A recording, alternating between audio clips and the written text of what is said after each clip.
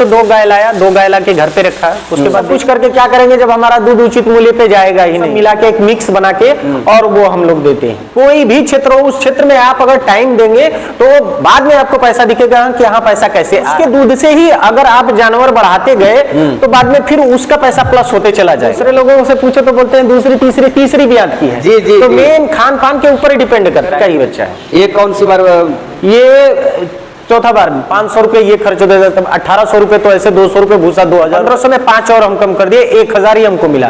तो 1000 में तो हमारी ये जानवर सोच रहा है कि अरे यार ये जब दूध नहीं देंगी तो फिर मेरे को कौन संभालेगा। लेकिन हम लोग खुद काम करते हैं इसमें और देखते हैं अगर बीमार हुआ तो आखिर क्यों बीमार हुआ, क्या प्रॉब्लम है क्या नहीं प्रॉब्लम। मित्रों ने कृषि दर्शन में आपका स्वागत है और आज मैं पहुंच चुका हूं उत्तर प्रदेश के चंदौली जिले में। और इस डेयरी फार्म की शुरुआत जो है 7 साल पहले जो है एक युवा के द्वारा किया गया था और ये 4 से 5 साल जो है मर्चेंट नेवी में जो है जॉब भी किए। तो इनसे हम जानेंगे कि जो है आखिर जो है इन्होंने मर्चेंट नेवी का जॉब जो है क्यों छोड़ दिया, कि कितनी गायों से डेयरी फार्म की शुरुआत किए थे, स्टार्टिंग में इनको कौन कौन सी समस्याओं का सामना करना पड़ा और आज जो है ये सफलतापूर्वक जो है डेयरी फार्म को रन कर रहे हैं। काफी अच्छा अनुभव है इनको डेयरी फार्म में, इसलिए आप इस वीडियो को कंटिन्यू देखिएगा, स्किप मत कीजिएगा। और अभी तक आप हमारे चैनल को सब्सक्राइब नहीं किए हैं तो प्लीज इस चैनल को सब्सक्राइब कर लें ताकि इस तरह की नई नई जानकारी आपको इस चैनल पर मिलता रहे। और आप हमारे फेसबुक पेज से भी जुड़ सकते हैं, उस फेसबुक पेज का लिंक जो है वीडियो के डिस्क्रिप्शन बॉक्स में दिया गया है,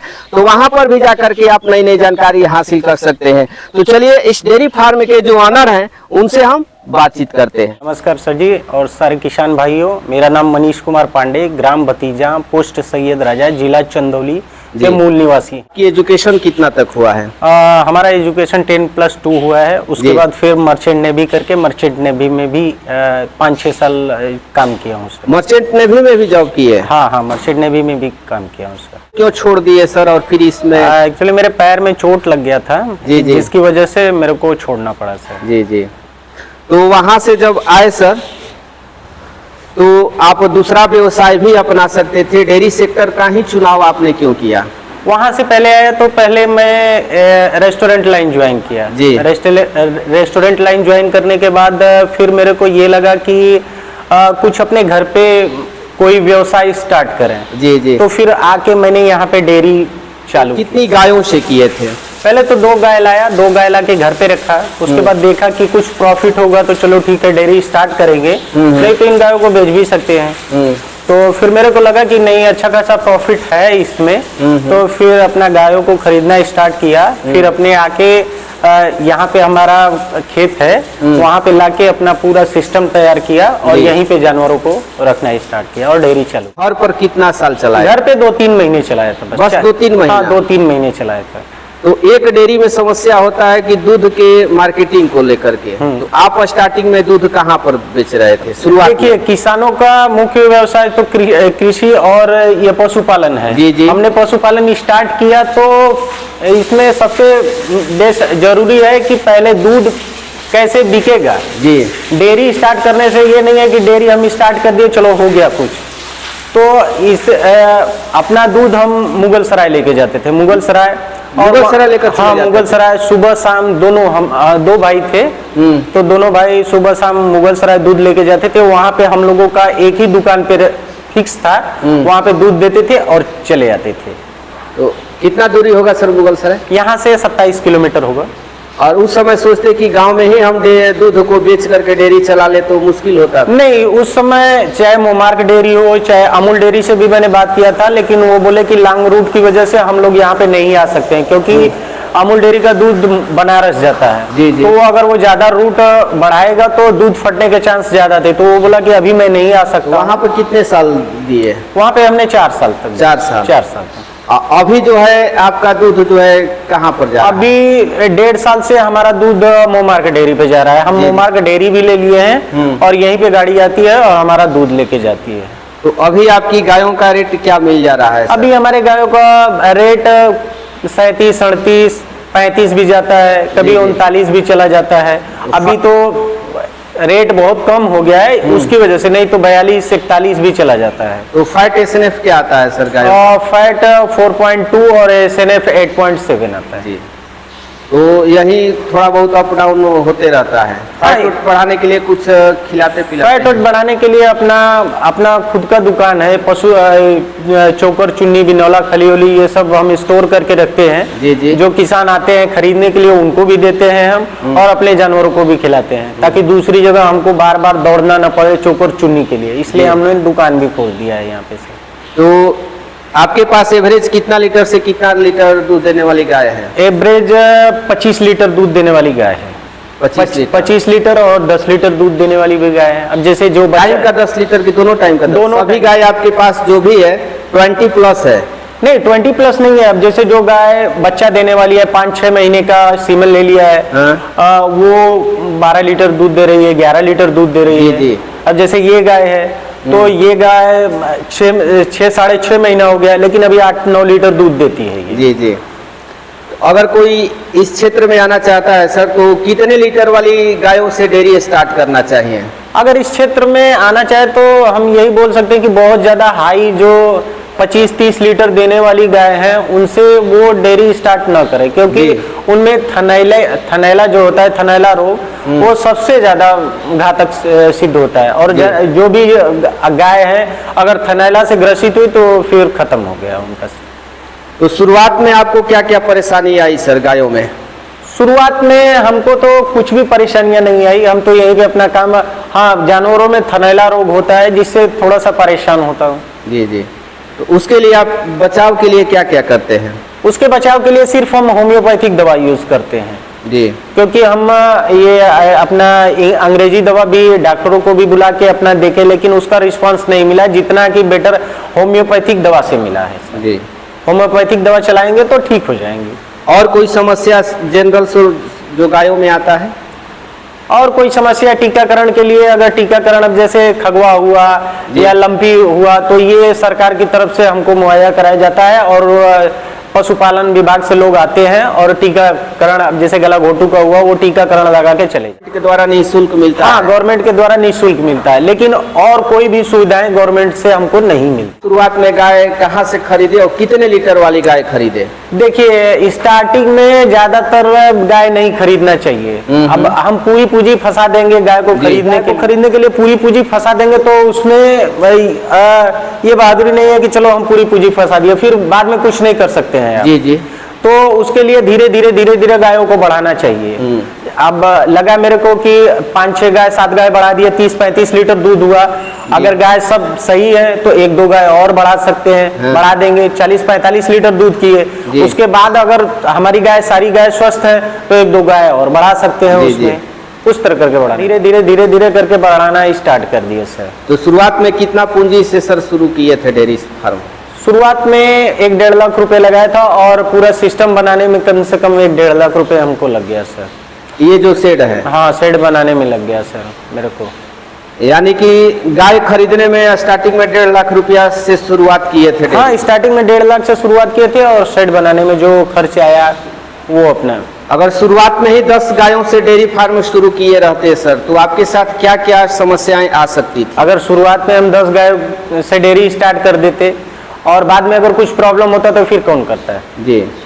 तो प्रॉब्लम हो जाता, अगर कुछ भी प्रॉब्लम होता तो उसको मेरे को वहन करना पड़ता जी। तो धीरे धीरे वो हमको ये जानकारी हुई ना कि चलो मेरे पशु अगर बीमार नहीं है तो हम दूसरे जानवर को भी खरीद सकते हैं। तो उस तरह से हमने अपना काम किया। अब एक ही बार लाके 25 जानवरों को बांध दिए और उसमें अगर 2-3 गाय बीमार हो जाए तो हम घबरा जाएंगे, कोई भी किसान घबरा जाएगा, और घबरा जाएगा तो जो दूसरे गाय है, जो दूध देने वाली गाय है, उनके पे असर पड़ेगा, क्योंकि पूरा फोकस उनका उस गाय पे चला जाएगा, दूसरी गाय पे वो कम ध्यान देना स्टार्ट कर देंगे जी। तो यही प्रॉब्लम है। अगर चलाना चाहता है कोई तो चला सकता है, हाँ, बशर्ते ये है कि उसका दूध उचित मूल्य पे जाना चाहिए जी। हम सब कुछ करके क्या करेंगे जब हमारा दूध उचित मूल्य पे जाएगा ही नहीं है। अगर ये दूधिया वालों को अगर हम दूध देंगे 25 रुपए 30 रुपए लीटर ले जाके तो उससे कुछ नहीं होने वाला है। जो भी किसान है, अगर मैं यही बोलता हूँ कि अगर उनका 20 लीटर दूध है, 25 लीटर दूध है, आपके क्षेत्र में मोमार्क डेयरी है, अमूल डेयरी है, काशी डेयरी है, जिस पे रेट अच्छा पड़े उस पे अपना दूध दीजिए और उचित मूल्य पाइए। सबसे अधिक समस्या किस मौसम में आता है डेयरी सेक्टर में? सबसे अधिक समस्या ठंडी के मौसम में आता है सर, ठंडी और बारिश में भी। बारिश में तो थोड़ा बहुत होता है, लेकिन ठंडी में बहुत ज्यादा होता है। ठंडी में जानवरों को ठंड लगने का चांस रहता है। अब जैसे फर्श है, इसको हम बहुत ज्यादा पानी से साफ नहीं कर सकते हैं, तो थोड़ा गंदगी भी होगा, गंदगी से थनैला रोग भी हो सकता है। जी। और इनको थनैला रोग भी होता है जी। ये फॉग का समय आ गया तो कोहरा रहेगा, जानवरों को बाहर बहुत ज्यादा बांध भी नहीं सकते हैं, तो सबसे ज्यादा ठंडी के मौसम में ही होता है। गायों को कितना जो है फीड देते हैं? जो गाय जितना दूध देने वाली है, अगर 10 से 15 लीटर दूध देने वाली है तो उसको करीबन 3 से 3.5 किलो 4 किलो तो हम लोग पराग देते हैं। अगर 20 लीटर दूध देने वाली है तो 4 किलो तक पराग देते हैं। उसके बाद चना चुन्नी, मकई का दर्रा, इटारसी की खली, ये सब मिला के एक मिक्स बना के और वो हम लोग देते हैं। तो अलग अलग मौसम में अब फीड चेंज करते हैं या पूरे साल एक ही तरह का फीड देते हैं? नहीं, अलग अलग मौसम में फीड चेंज करने की क्या जरूरत। अगर हमारे जानवर स्वस्थ हैं, अगर उसको खा रहे हैं, तो फिर हम उस पर एक्सपेरिमेंट क्यों करने जाए। जी। हाँ, सीजन आता है जब जैसे चरी का सीजन आ गया या बरसीन का सीजन आ गया, तो उसमें हरा चारा हम लोग बस देते हैं। जी। तो हरा चारा जिस समय नहीं मिलता है सर, दूध में फर्क होता है कि नहीं? नहीं, कुछ नहीं फर्क होता है दूध में। हरा चारे की वजह से हम तो ये बोलेंगे कि हरा चारा ज्यादा खाने की वजह से फैट पे तो असर पड़ता है, या स्निफ थोड़ा हाई हो जाता है। जी। लेकिन फैट पे असर पड़ेगा सर। और डिवॉर्मिंग कैसे कराते हैं सर, और कितने दिन पर कराते हैं? ये कम से कम 50 से 55 दिन पे हम कीड़ी की दवा दे देते हैं। जी। और अब जैसे जो बच्चे हुए उनको, और जो इस तरह हुआ तो हर 3 महीने के बाद उनको देते हैं। डेयरी खुल रही है लेकिन लोग जोश में खोल देते हैं। नहीं, देखिए सर, मेन अगर हम चाहें कि हम 2 ही साल में 50 लाख रुपए इकट्ठा कर ले, पहली बात तो इसमें धैर्य होना चाहिए। जब धैर्य है, अगर किसी भी क्षेत्र में आप टाइम देंगे तो उसमें आपको बाद में पैसा दिखेगा कि हाँ, पैसा किधर से आ रहा है। अब स्टार्टिंग में ही सोचे कि हम 10 लाख रुपए कमा ले, और अगर आपको 10 लाख रुपए नहीं मिला, 2 लाख रुपए मिला, तो बोलो छोड़ो जाने दो यार, इस डेयरी को बंद करके अब दूसरा सिस्टम चालू करें। जी। तो बस यही जो नौजवान लोग हैं, यही प्रॉब्लम उनको। और मैं यही बोलता हूँ कि आप उस क्षेत्र में, चाहे कोई भी क्षेत्र हो, अगर कोई भी क्षेत्र हो, उस क्षेत्र में आप अगर टाइम देंगे तो बाद में आपको पैसा दिखेगा कि हाँ, पैसा कैसे आ रहा है। जी। लगभग कितना साल के बाद डेयरी में लगेगा कि हाँ सर पैसा आ रहा है? वो तो स्टार्टिंग आप करेंगे तो तुरंत, अब जैसे दूध देने वाली गायों को लाए तो अब तुरंत ही पैसा आने लगेगा। जी। और धीरे धीरे जब, अब जैसे दो गाय हैं, अगर वो 20 लीटर दूध दे रही है तो 20 लीटर हमारा हुआ तो 20 लीटर का पैसा आएगा। और धीरे धीरे उसके दूध से ही अगर आप जानवर बढ़ाते गए तो बाद में फिर उसका पैसा प्लस होते चला जाएगा। जी। तो बस यही हम कहना चाहते हैं। अपने फार्म की बछिया तैयार किए हैं सर, जो गाय बनी हुई है? हाँ, 7 साल में हमारे गाय फार्म में बछिया, अब जैसे ये सबसे पहली हमारी ये गाय है। पहली गाय है? सबसे पहली हमारी ये गाय है। हाँ। उससे ये गाय है। तो इस गाय की खासियत बताइए सर, कौन सी बार बच्चा दी है कि प्रेग्नेंट है? ये अभी प्रेग्नेंट है। हाँ। 3 महीने की, और दूध 7.5 लीटर दूध देती है अभी। 3 महीने की प्रेग्नेंट है। कौन सी बार बच्चा देने वाली है? ये तो 7वीं ब्यात की बच्चा देने वाली। तो कंसीव करने में दिक्कत नहीं करती है? एक बार में सीमन दिया जाता है? ले लेती है। जी। कोई प्रॉब्लम नहीं है। और दूसरे लोगों से पूछो तो बोलते हैं दूसरी तीसरी ब्यात की है। जी। तो मेन खान पान के ऊपर ही डिपेंड करता है। जानवरों को क्या खान पान देंगे वो स्वस्थ रहेंगे, नहीं खान पान देंगे नहीं स्वस्थ रहेंगे। तो उसको कितना में खरीदे थे सर? इसको हम जब उस समय तो हम रेस्टोरेंट में थे। जी। तो ये हमारे पापा गए थे खरीदने के लिए। हाँ। और इसको 45,000 रुपए में खरीदे थे उस समय। हाँ, हमारे चाचा के ससुराल से। अच्छा, आपके चाचा जी के ससुराल से? हाँ, वहाँ से इसको खरीद के लाए। और इसके कुछ बच्चे आए हुए हैं? उसका ये बच्चा हुआ। जी। और इसका वो छोटा सा बच्चा है उधर हुआ था। ये भी 3-4 ब्यात की हो गई। इसका कितना दूध रहता है पीक पॉइंट पर? इसका जब बच्चा देती है तो 20 लीटर दूध रहता है। और इसका 23-24 लीटर दूध, 23-24 लीटर रहता है। और ये जो गाय देख रहे हैं सर, इस गाय के बारे में बताइए। ये गाय भी हम खरीद के नहीं लाए, ये घर की ही बच्चा है। जी। ये घर का ही बच्चा है। ये कौन सी बार? ये चौथी ब्यान की है। तो बहुत सारे लोग मानते हैं सर कि एचएफ गाय जो है जल्दी कंसीव नहीं करती है सर, 3-4 बियान के बाद जो है इनको सीमन दिया जाता है लेकिन रुक नहीं पाता है। इस तरह की समस्याएं आपके साथ होती है कि नहीं, क्योंकि आपके पास देख रहे हैं कि 7-7 बियान की गाय आप रखे हुए हैं। देखिए ये समस्याएं तो बहुत से किसानों को होती हैं कि पहली बात तो सीमन नहीं लेते हैं। जी जी। कुछ अब एक ब्यात, 2 बात, 3 ब्यात के बाद वो सीमन नहीं लेती हैं। तो पहली बात तो ये लोग हमारे क्षेत्र के नहीं है, ये लोग ठंडे प्रदेश के हैं। जी जी। तो इसकी वजह से जब ज्यादा हीट रहेगा या कुछ भी रहेगा तो ये लोग प्रॉब्लम करती है सीमन लेने में। हमारे साथ भी हुआ है, लेकिन क्या करें, अब वो झेलना ही पड़ेगा, करना ही पड़ेगा। अब तो हम ये नहीं बोल सकते कि हम डॉक्टर हैं इसका उपचार ही कर दें। आपके पास कुल कितनी गाय है? 9 गाय हैं। एक्चुअली अभी हमारे पास कम से कम 13-14 गाय थी। जी जी। लेकिन अभी ये 6 जून को मेरा छोटा भाई था, वो एक्सपायर कर गया। उसकी वजह से हमको और गायों को निकालना पड़ा। जी जी। और गायों को बेच दिया। अभी 2-3 गाय और बढ़ाना हम चाहते हैं, तो 2-3 गाय और बढ़ाएंगे। तो कितना दूध निकल जाता है सर? अभी हमारा दूध करीबन 100 से 95-100 लीटर हो जाता है दोनों टाइम का। तो कुल खिलाने में क्या खर्च हो जाता होगा सर, एक अंदाज? कुल खिलाने में वही हमारा तो रेगुलर का, जैसे बच्चे हैं, एक बोरी पराग तो लग ही जाता है। 1340 रुपए का वो पराग लग जाता है। चोकर चुन्नी, बिनौल चोकर चुन्नी, टर्सी खरी, मकई का दर्रा और ये मिला के कम से कम 300-400 रुपए ये खर्च हो जाता है। जी जी। 500 रुपए ये खर्च हो जाता है। 1800 रुपए तो ऐसे, 200 रुपए भूसा, 2000 रुपए खर्च हो जाता है।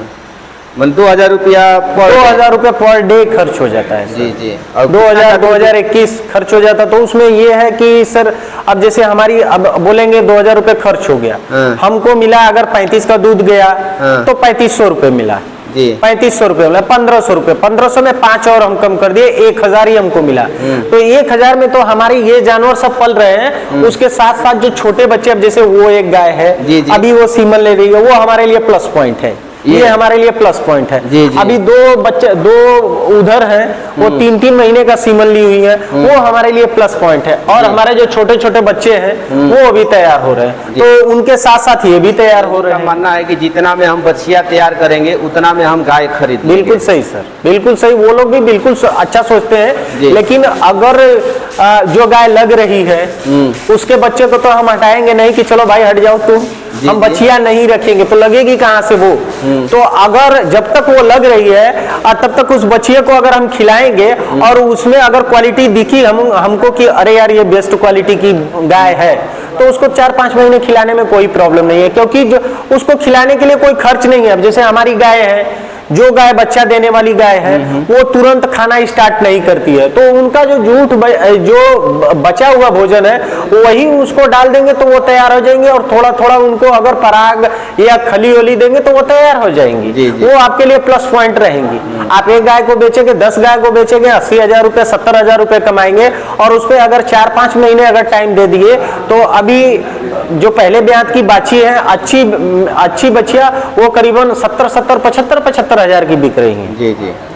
तो अभी हमारी तो जो गाय है वो अभी मैंने 95 लीटर या 1 क्विंटल का मैंने रेशियो तैयार किया है। लेकिन मेरे को ये भी सोचना है कि अरे यार ये जब दूध नहीं देंगी तो फिर मेरे को कौन संभालेगा। तो उसके लिए हमारी 1, 2, 3 ये तीनों गाय जैसे ही कम दूध देना स्टार्ट करेगी ये तीनों बच्चा दे देंगी, तो ये हमारे लिए प्लस पॉइंट हुआ। तो हमारा ये रेशियो रहता है कि हमारे पास बराबर 95 लीटर रहे। ये नहीं कि एक ही बार पूरे दूध देने वाली गायों को बांध दिया हमने, एक ही बार दूध दिया बाद में दूध खत्म, तो खत्म होगा तो फिर क्या करेंगे, फिर आप गायों को बढ़ाएंगे तो जो खत्म हो गया दूध उस गाय को कौन लेगा, कोई नहीं लेगा। तो वो भी हमको ध्यान देना है सर। हाँ, हम यही करते हैं कि अब जैसे जो गाय दूध दे रही है अगर हम उसको 60,000 में ही खरीद के लाए हैं, चलो अगर वो सीमन ले लिया, अगर उसको 2-3 महीने खिलाने के बाद वो बच्चा दे रही है तो चलो वो हमारे डेयरी में रहेगी। और अगर वो सीमन नहीं ली है या 1 महीना का सीमन है, अभी मेरे को 8 महीने उसको खिलाने के बाद मेरे को रिजल्ट मिलेगा। अगर कोई भी आया, अगर उसको 60,000 में भी लिया, अगर 30,000 में भी मांगेगा तो मैं उसको दे दूंगा, क्योंकि 8 महीने मेरे को खिलाने में उसको लग जाएगा 30-35 हजार रुपये, तो उससे मैं उसको दे दूंगा, उसको हटा के दूसरी गाय रख दूंगा। तो यही हम करते हैं सर। और सेट का लंबाई चौड़ाई क्या होगा सर? शेड का तो 42 फुट है और इधर करीबन 36 फीट के करीब है। अच्छा, ये 36 फीट चौड़ाई है। हाँ। और 42 फीट जो है लंबाई है। और ऊंचाई तो हम पहले से ही बहुत हाई करके रखे हैं, क्योंकि गर्मी के भी मौसम में अब जैसे अगर हम टीन शेड थोड़ा नीचे करेंगे तो गर्मी के मौसम में बहुत ज्यादा हीट होगा टीन शेड, और उससे अब जैसे HF वाली तो ये बहुत ज्यादा प्रॉब्लम करेगी। तो इसके लिए टीन शेड मैंने बहुत ऊंचा किया ताकि प्रॉब्लम ना हो। ठंडी के मौसम में हम यही करते हैं, यहाँ पे अब जैसे हैलोजन लगाएंगे, 4-5 हैलोजन लगा देते, 3-4 हैलोजन लगा के ये पूरा कवर कर देते, ये पूरा बंद कर देते, तो इसमें जानवर जो भी रहते हैं एकदम गर्म रहते हैं। तो यहाँ पर जो हम देख रहे हैं सर, गायों को कैसे खिलाते हैं? कई जगह फार्म पर सूखा खिलाया जाता है, कई जगह जो है पानी में खिलाया जाता है। नहीं, गाय को हम पानी में खिलाते हैं। पानी में ही खिलाते हैं। पानी में चारा डालते हैं, सूखा जो भूसा होता है भूसा डालते हैं, और पराग को हम कभी भिगोते नहीं है, पराग को खड़ा ही फेंक देते हैं।